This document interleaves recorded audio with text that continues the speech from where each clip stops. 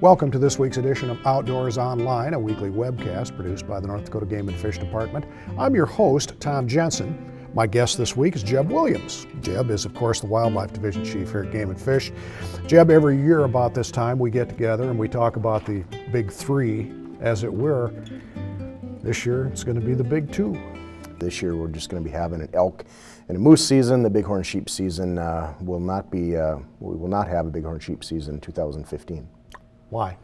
Last fall, as a lot of people know, last fall we had an issue with our northern population of bighorn sheep where they were diagnosed with bacteria pneumonia. And anytime when you're talking about pneumonia in a bighorn sheep herd, that's bad news. And any sheep managers, wild sheep managers across the nation will tell you those are the words they don't want to hear when you're in charge of managing sheep. And so, unfortunately, last fall we had, early, even in the summer months when it was first detected, and then of course it just kept getting a little bit worse as the fall went on, and it's one of those issues that we just don't know to what extent to where it will end. Right. That's one of the things that 2015 is going to be the concentrating on for the department is finding out what's left on the landscape out there, because you know, with our bighorn sheep population, a small part of that population, of course, is what we consider as the huntable population, right. The ram population, and then of course the mature rams within that ram population. So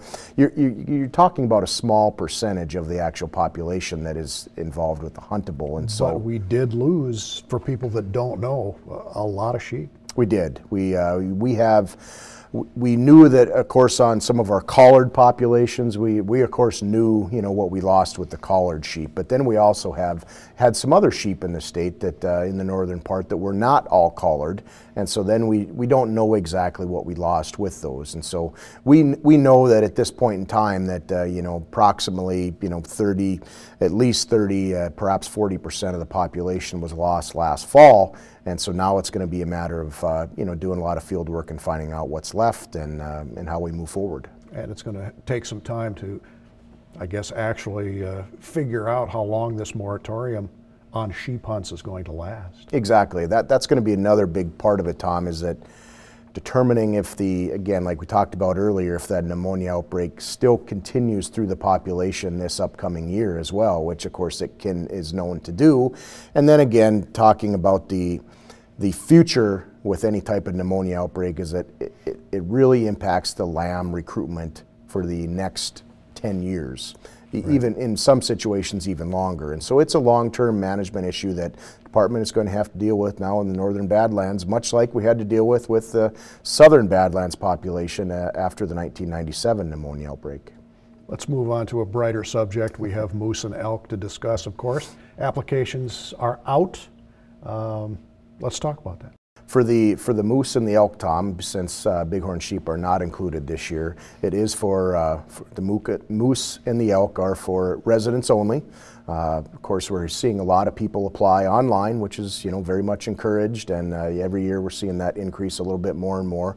Speaking of increases, we had a price increase here a couple of years ago. Yeah, exactly. You know, just some people, of course, notice that with the deer as well. You know, going to $30, and I think people, you know, for the most part, have been very understanding, accepting of that. That hasn't changed in a lot of years, and people have been good about that and wanting to support the department in a lot of different ways. Unlike deer, though, this is a non-refundable application. Yeah, that's correct. It's a $5 non-refundable application fee that people have to put in for that, and then of course if they are successful, then they have to pay that the fee for the actual license. Sure. We get calls every year from people wanting to know why we don't do a preference point lottery like we do for deer, turkey, a lot of other game, and we do have a good reason why we don't. Yeah, you know, it has been hashed over a lot, and when you run the numbers, there's really no statistical advantage for a preference point system or a bonus point system for those species. There's so few licenses available, and you have so many people applying that really there would be very little advantage that anyone would gain by going to that. The only thing that it would absolutely do is it probably would make it real certain that no youngster harvester coming into the application pool would receive a license. Sure. And so that's, I think when you weigh the things out and you provide the information, I think most people agree that it's probably just better off a true lottery, and you put your name in the hat, and if you come out ahead, that's great.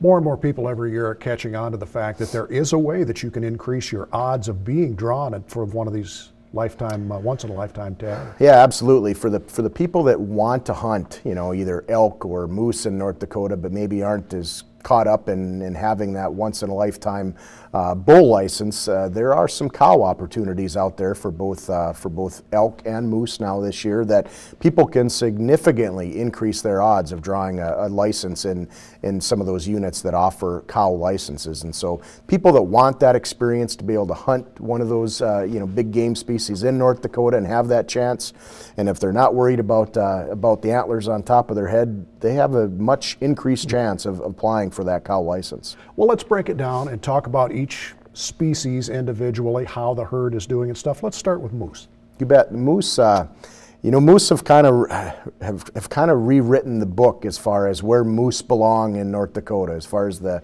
traditional habitat goes. In the northern part of the state, that's kind of been the traditional habitat for moose.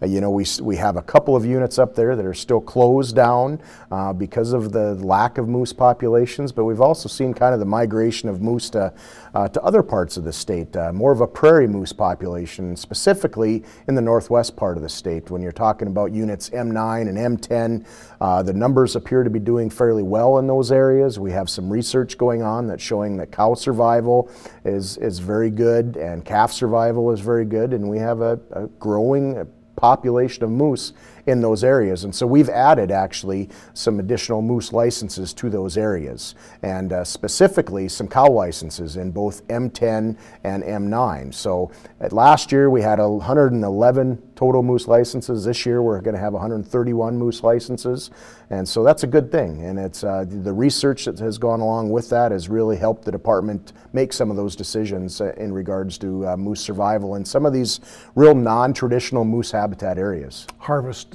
statistics kind of bear out what you're saying too, that we do have a very active population. We do. There's no doubt about that. The harvest success has been very good in those areas, which usually is good for moose, though. I mean, our harvest, that's one of the things we have to be careful about with moose, is that they're not a particularly hard animal to harvest. Once you find them, they're not a particularly hard. So we usually see high harvest success rate for moose in areas, and so that's again why you have to be careful. Is that literally, if you have 10 moose left in a particular unit, you could very easily harvest all 10 of those animals. And so, but yeah, harvest success rate in some of those areas has been very high, and we've been talking with, of course, our enforcement division and landowners and hearing that as well. So, and the research that goes along with it has been very beneficial to help guide us in that decision process.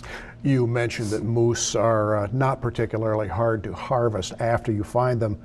A whole different ballgame with elk. Yeah, absolutely. Yeah, there's no doubt that, but what's interesting in North Dakota is we still have a very high success rate when comparing that, to other states. Other states, if you have a, 20 to 25% success rate for elk, you're doing pretty good. And now, again, obviously some of our terrain is different, and, versus some of the mountain states, that type of thing. But,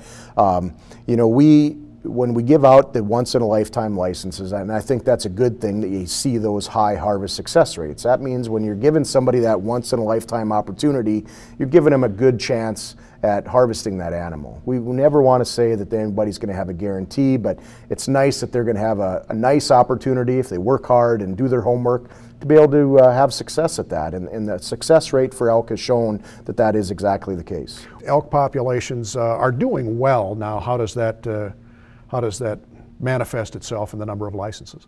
Yeah, they appear to be doing well, Tom. In the northeast part of the state, we've been working with some landowners that have been reporting some increasing number of elk in the western part of the unit and even in the southern part of the unit. And it's kind of a unique area up there where we actually have a true migratory elk population in that part of the state. And so we think there's some more opportunity to be had up there, and so we've increased licenses in that unit. And then also we've added 10 antlerless licenses in unit E3, where we've actually heard of some individuals now that are having some problems with elk out there, and you know, everybody was a little unknown when the Theodore Roosevelt National Park elk reduction plans started happening as far as what was going to remain on the outskirts of the park.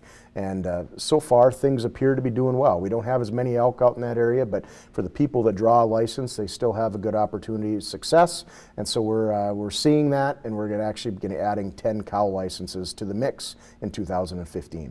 Would you say that anyone that gets drawn, whether it be moose or elk, and like you mentioned, if they put in the time and do their homework, that they're going to see game? Yes.